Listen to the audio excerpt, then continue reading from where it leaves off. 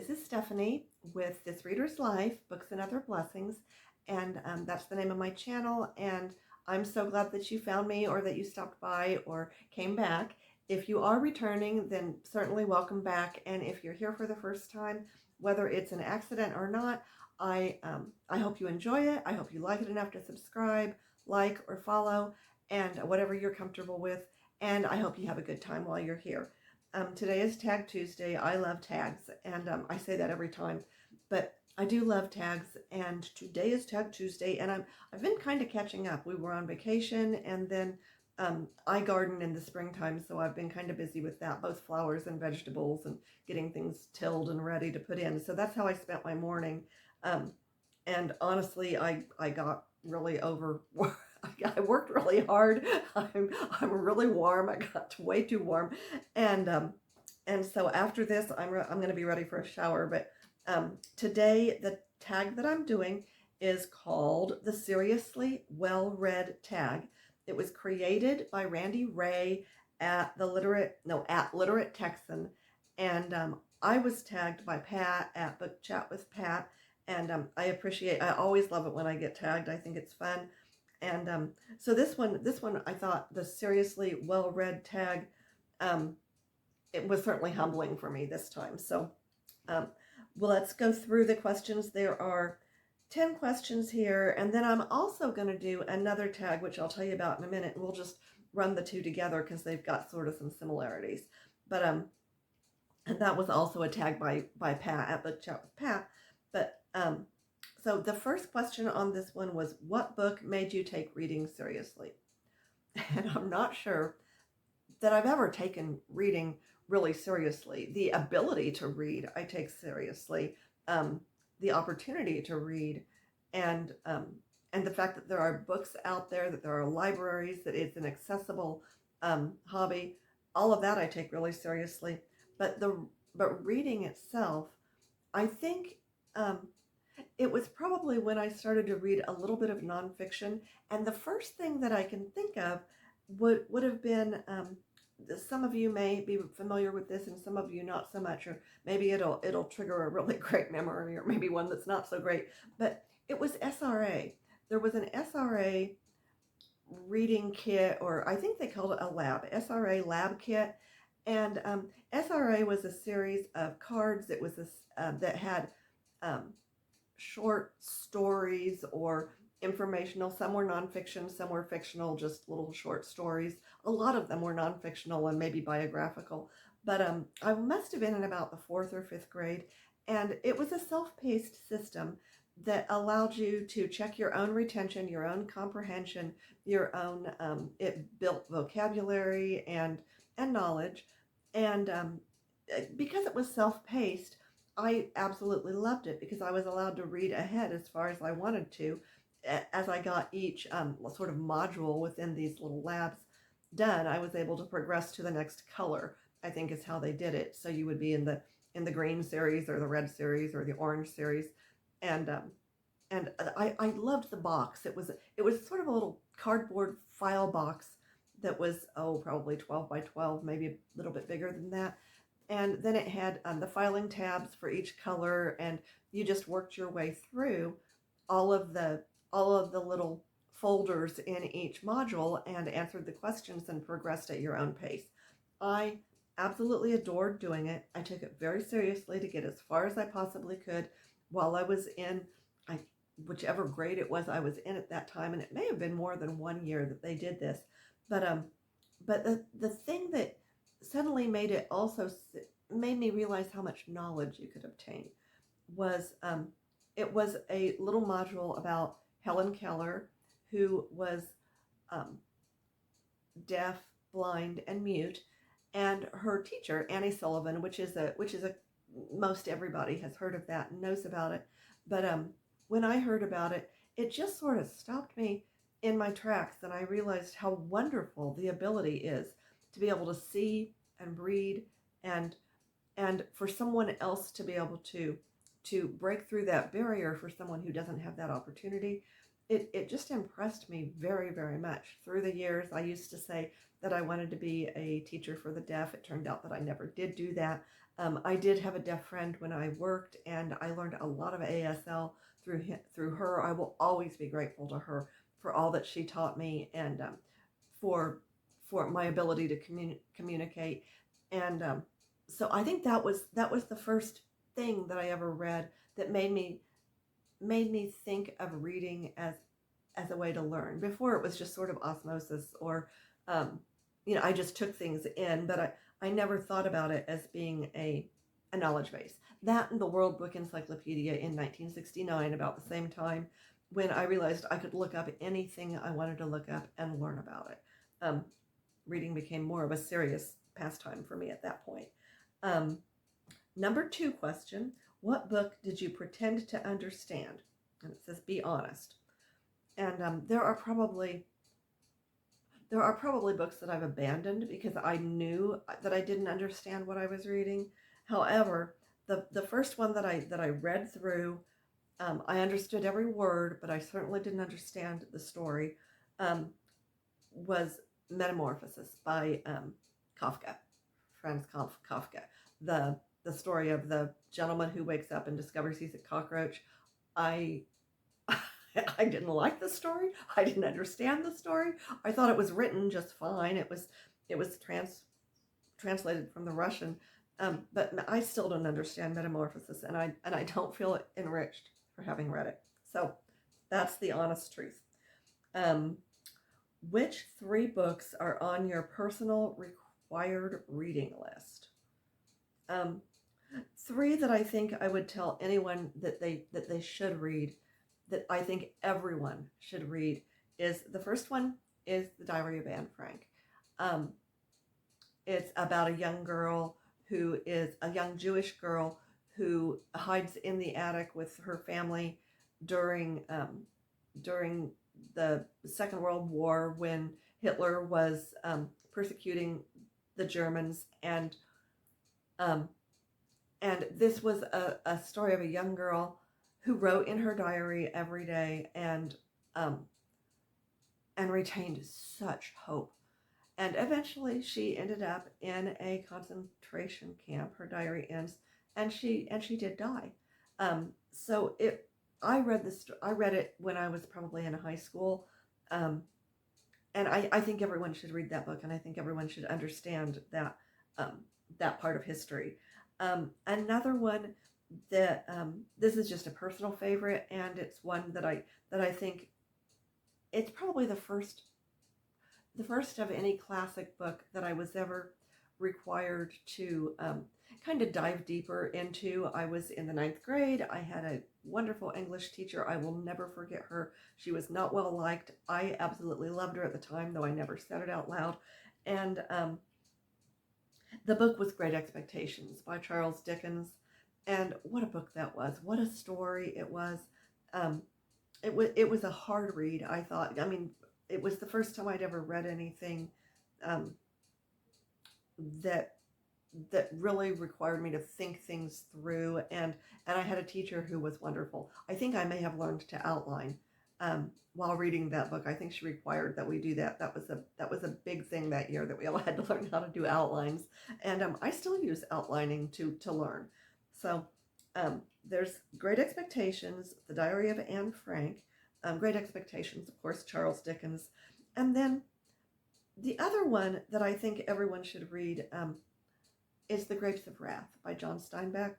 And I read that while my family was going to the first real vacation that I have a big memory of, and it was we were driving to Colorado across Kansas, and of course The Grapes of Wrath was about the Dust Bowl and the Judd family's trip to California in their rickety truck or jalopy, whatever it was that they had at the time, and and it was sort of immersive for me. I don't remember much of the trip across Kansas, other than my sister and I popping our heads up in the back of the van from time to time to ask if the hills that we were seeing were mountains yet, because we had never seen mountains before.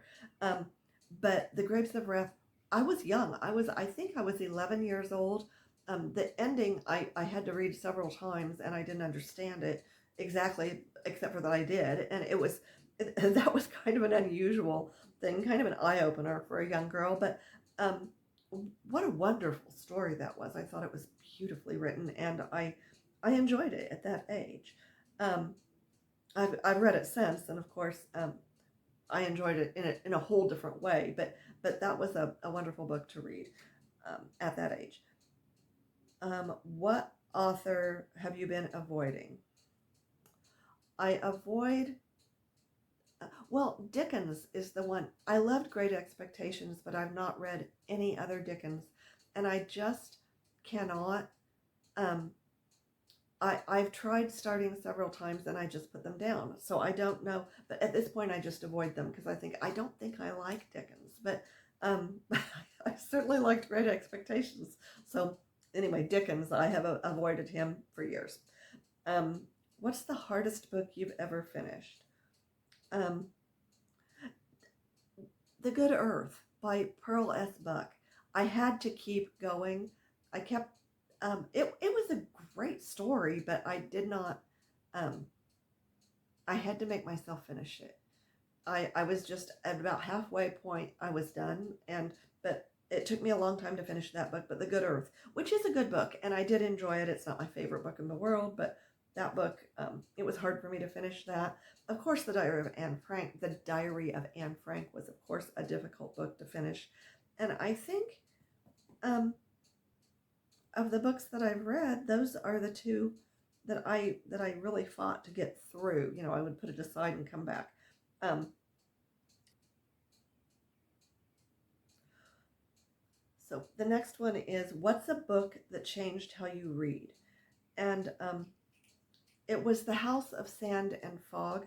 I don't know if it changed how I read. I can't remember the author right now, and I will put that up for sure so that you'll know. But The House of Sand and Fog was about a family from the Middle East that settled here and that immigrated here, and they were able to work their way up and become become successful, and the prejudice and the tension that they experienced was changed the way I thought about people outside of my own culture so much. Um, I felt guilty while I was reading it because I thought I've heard the stereotypes, I've heard all the things, and I don't want to say that I ever believed them or that I practiced any kind of intentional um, prejudice or diminishing or demeaning of people from different cultures, but it just changed my outlook, and so to me that was an important book for me. The House of Sand and Fog. It certainly changed my outlook. Um, quality versus quantity. Would you rather read 100 good books in a year or 10 great books? I think I would rather read 100 good books. Of course, I already know books that I thought were good and books that I thought were great. I think this is a hard question, and I think that it depends. I mean, it would be different for anyone. If you said, here's my list of the 10 great books that I've read, it would be different from other people's books or list, and so would 100 good books. So, and in some cases, out of that 100 good books, surely a few would qualify as great. So I'm going to take the 100 good books and hope that maybe I'll be selective enough that I'll get the 10 great books in there. Whether that's where I'm going to go with that one. I think it's a hard question. Which genre are you embarrassed to say you have not read? Um, I haven't read a lot of the classics, so I don't know if that's a genre in itself, but the other would be Russian literature. I haven't read much Chekhov or um, Kafka, or now I can't even think of the others, or I can't pronounce them, but Tolstoy, Anna Karenina, War and Peace. I haven't read a lot of Russian literature, so I would say I'm kind of embarrassed to say that. Also, the the ancient, like, Greek literature, I've not read very much of that. I haven't read the Odyssey. I haven't read the Iliad. I did read Oedipus because they made me. I've not read a lot of that type of literature. Um, so ancient literature. Which book do you think most people misread?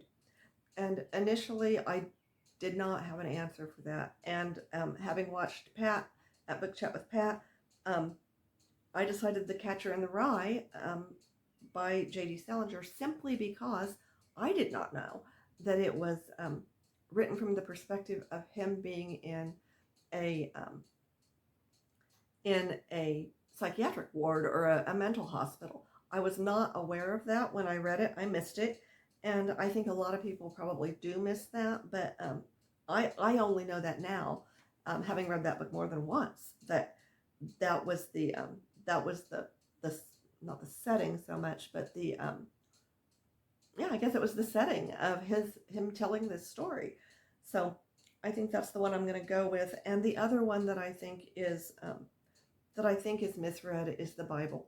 People extract so many things from different books of the Bible that that are out of context, or that are used for justification of things, that are used as excuses for things, and they get it all confused with Shakespeare. There's just all kinds of things. The Bible is not well understood, I think, and I think that's fair to say. And I do consider it literature. So, what does seriously well read mean to you? I don't know anymore. I used to use that terminology in speaking about myself. I'd say, well, I'm pretty well read. I'm not so sure anymore. I think my knowledge base is, I have a wide knowledge base because I've read a lot, but I don't know if that counts as well read. And also, I think I have knowledge of a lot of books that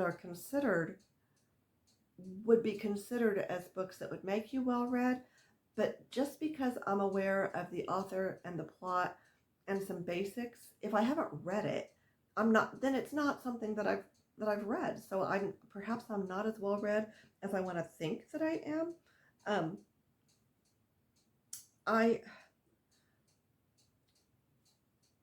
I know a little about a lot and not a lot about a lot of very esoteric things.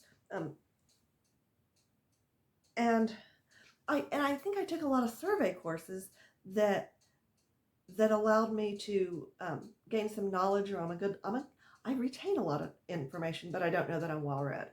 I hope someday that I can consider myself, consider myself well read.